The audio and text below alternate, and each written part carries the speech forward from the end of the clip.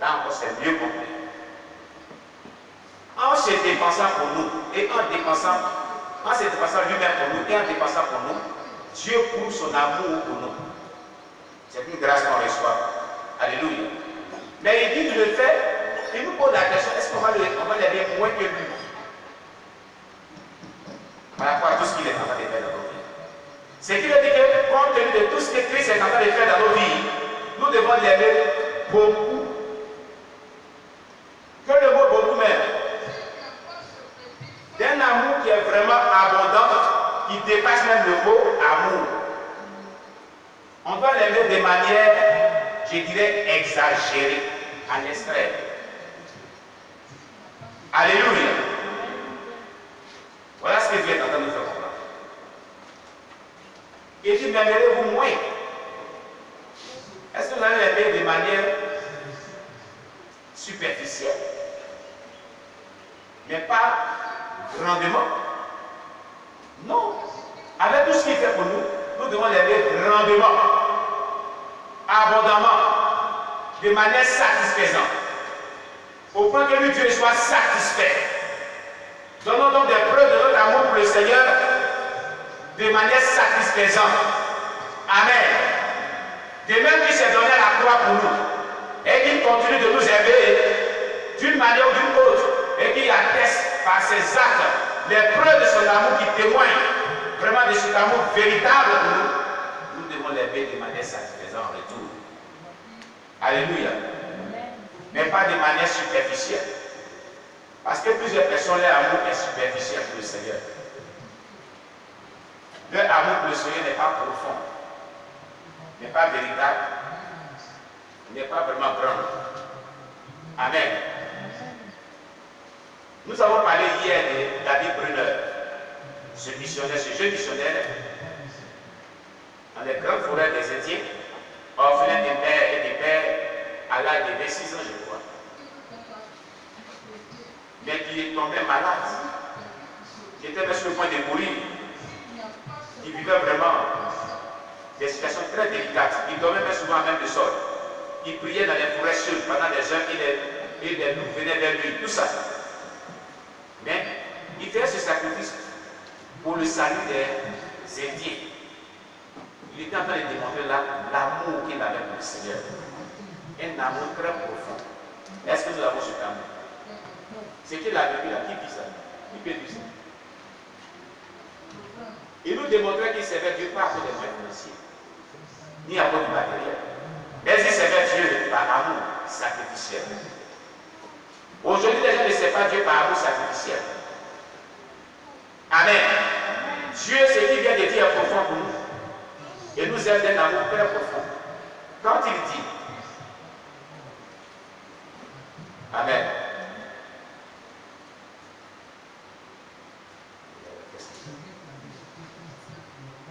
Quand Dieu nous dit, quant à moi, je serai heureux de dépenser tout ce que j'ai et de dépenser moi-même pour vous. Donc Dieu fait tout, il défend tout ce qu'il est, tout ce qu'il a, et puis se dépense lui-même pour nous et met tout cela à notre disposition. Il met toutes ces choses-là à notre disposition. Il dépend toutes choses et il les met à notre disposition. Il est en train de prouver vraiment son amour pour nous. Comment nous pouvons prouver notre amour vis-à-vis de lui aussi en retour? Est-ce que nous dépensons notre argent pour lui? Voici une personne qui a fait un don d'imprimante et qu'on a fait le débit. Le débit est monté à 1 200 000. La personne a envoyé 1 298 000. Et quand on est allé sur le terrain, les prix ayant grimpé, c'était moins que cela. Elle a dépensé son argent pour l'œuvre de Dieu. C'est une preuve de l'amour du Seigneur. Vous comprenez? On est allé et le monsieur, le fournisseur, il a dit bon, c'est qu'on peut faire. Au lieu de prendre ce qui était gros comme vous avez fait, mais ce qui est gros, vous allez monter, les moyens là, vous allez prendre. Nous avons pris des moyens qui sont très efficaces aussi. Et il nous reste peu d'argent seulement pour faire le transport. Dieu a étendu sa main sur tout le pays, les douaniers ne peuvent pas créer problème. Nous ont laissé passer. Mais c'est venu. Il faut un bureau. J'ai envoyé hier, avant-hier, un dossier pour prendre les dossiers pour faire vraiment un débit de bureau. Afin qu'on puisse s'installer, parce que c'est la même chose, c'est pas bon. Amen. C'est pas bon, on a mis ça sur les choses, pas la même chose. Amen. Il faut que cela soit bien. Et cela nécessite des moyens financiers. Dieu dit qu'il dépense tout ce qu'il a pour nous. Et il se dépense lui-même pour nous. Comment nous aussi, nous pouvons dépenser aussi pour son œuvre. Dépensons tout ce que nous avons aussi en retour pour son œuvre. Dépensons nous-mêmes aussi, notre personnalité aussi pour son œuvre. C'est ça. Si lui le fait pour nous, nous qu'est-ce qu'on fait? En retour, c'est ce que nous devons faire aussi. Pour satisfaire lui aussi sa joie. Amen. Qu'est-ce que Dieu veut dire par là? Quand il dit, je dépense tout ce que j'ai pour vous. Et je me dépense moi-même pour vous. Tout ce qu'il a comme bénédiction, comme grâce là, c'est ce qu'il nous donne. C'est ce qu'il veut dire. Et lui-même se dépense pour nous-mêmes là. C'est-à-dire, il se met à notre disposition. Mais par la démonstration de sa puissance. Amen. En retour, qu'est-ce que nous devons faire pour le satisfaire? Nous aussi. Que devons-nous faire pour le satisfaire? Alléluia. Nous aussi, qu'est-ce qu'on peut faire pour le satisfaire? Parce qu'il nous satisfait. Est-ce que Dieu ne nous satisfait pas? Hein? Nous avons jamais envie de témoignages des bienfaits de Dieu. Qu'est-ce que le Seigneur en témoignage aussi de nos bienfaits envers lui? Lui au moins, il nous a fait des bonnes choses qu'on a rendu témoignage à plusieurs reprises. Depuis qu'on a accepté l'avance, on est néanmoins que Dieu a fait les choses dans notre vie. Qui peut dire que Dieu n'a jamais fait les choses dans sa vie? Il n'a pas dit ce qu'il fallait voir. Hein? Qui reconnaît que Dieu a fait les choses dans sa vie? Il n'a pas dit son cas pour moi. Tout le monde, non? D'accord. Maintenant, qu'est-ce que nous on a fait pour que lui aussi soit content? Voilà le problème. Tant que l'Église n'a pas encore compris cela, Dieu de Dieu connaîtra vraiment les difficultés pour évoluer.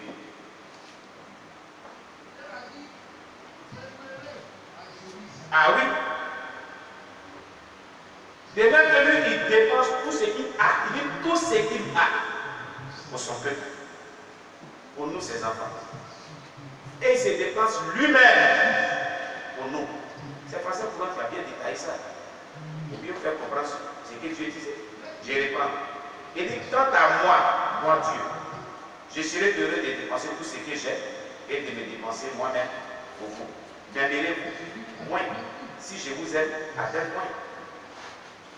Si lui, Dieu il nous aime à tel point, est-ce qu'on va les aimer moins encore? Amen.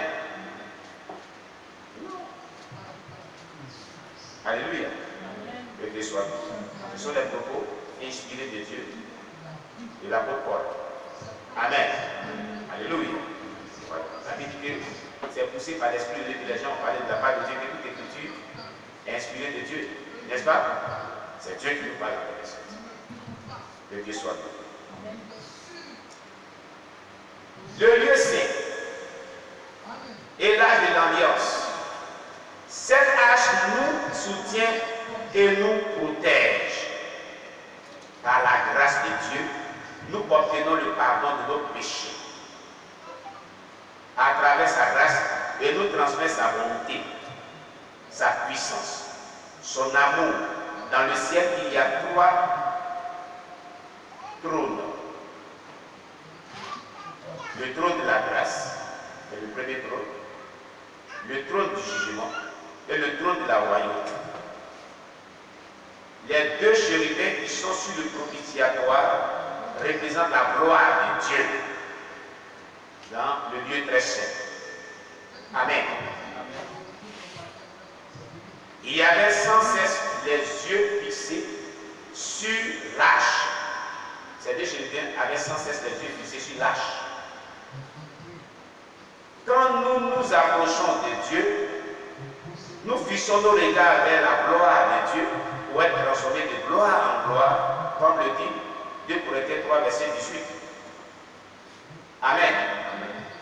On va lire 2 Corinthiens chapitre 3, verset 18.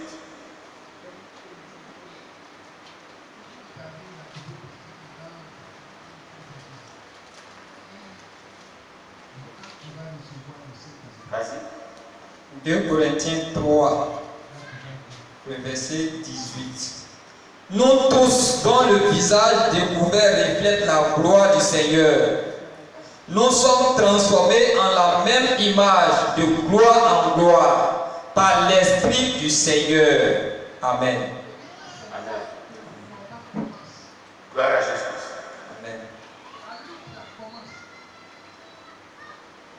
Vous avez compris? Dans la version français courante, voilà ce qui est. Nous tous, le visage découvert, nous reflétons la gloire du Seigneur. Ainsi, nous sommes transformés pour être semblables au Seigneur. Et nous passons d'une gloire à une gloire plus grande encore. Voilà en effet ce que réalise le Seigneur qui est l'Esprit. Est-ce que le français courant nous dit? Amen. Nous tous, gloire à Jésus,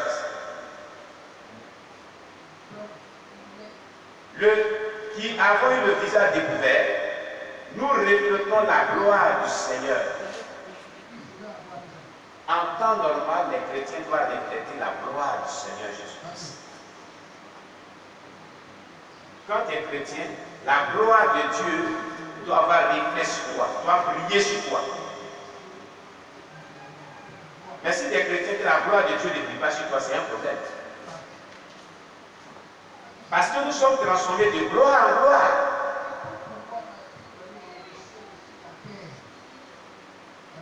Mais si ta vie n'est pas transformée de gloire en gloire, tu es en danger. Pour être sauvé, ça serait un problème. Si la tempête sonne, tu ne pourras pas être sauvé parce que ta vie n'est pas transformée. Ta vie est toujours restée la même. Depuis que tu es venu dans le Seigneur, pourquoi ta vie n'est pas transformée? Alléluia. Pourquoi est-ce que ta vie n'est pas transformée? Alors que tu es venu dans le Seigneur. Depuis là, les mêmes choses que tu viens dans la vie païenne là, sont encore là dans ta vie. C'est délicat. Vraiment très délicat. Alléluia. Alors que ta vie devait être transformée. Ta vie devait être transformée. La Bible dit dans 2 Corinthiens 5, verset 17, si quelqu'un est en Christ, il est une nouvelle créature. Attends. Si ta vie n'est pas transformée, est-ce que tu es en Christ ou tu n'es pas en Christ? Quand on les a bien sur terre venue, 2 Corinthiens 5, verset 18, et verset 17, si quelqu'un est en Christ, on répète après moi, si quelqu'un est en Christ, répétez avec, si quelqu'un est en Christ, il est une nouvelle créature. Les choses anciennes sont passées. Les choses anciennes sont passées. Voici toutes choses. Voici toutes choses sont devenues nouvelles. Est-ce qu'on comprend le contenu de ce texte? Si nous sommes en Christ, réellement, véritablement, il est dit, les choses anciennes sont passées. Mais pourquoi toi tu dis que tu es en Christ et les choses anciennes qui étaient dans ta vie, dans le monde païen, là, continuent d'être encore dans ta vie? C'est qui dit là, c'est faux? Est-ce que je suis en train de dire est faux? Alléluia. Il y a des personnes qui disent qu'ils sont en Christ et les choses anciennes qu'elles ont faites avant de se convertir à Jésus-Christ là, les choses jusqu'à dans le Seigneur ne sont pas passées. Donc la question que tu dois te poser, suis-je vraiment en Christ?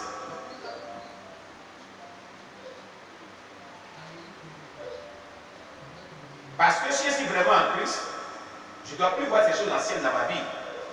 Or, pourtant, je dis je suis en Christ,